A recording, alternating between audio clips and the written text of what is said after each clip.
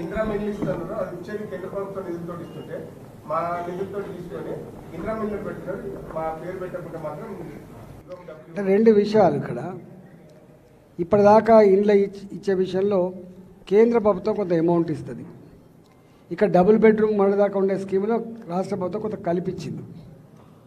ఇప్పుడు మళ్ళీ ఇస్తే కూడా ఇక్కడ కేంద్ర ప్రభుత్వం వేయాలి.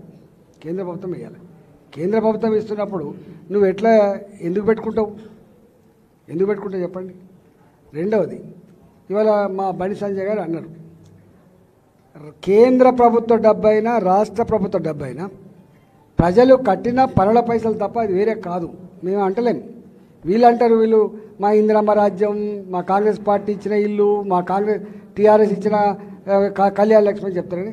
మోడీ గారు ఇప్పటిదాకా నేనిచ్చిన రైతు బంధు అని చెప్పన్నాడు, నేనిచ్చిన ఎన్ఆర్హెచ్ఎం నిధులు అన్నాడు, నేనిచ్చిన నేషనల్ హైవేస్ అన్నాడు, నేను కట్టించిన ఈ రైల్వే స్టేషన్ అని చెప్పి ఎప్పుడు అన్నాడు.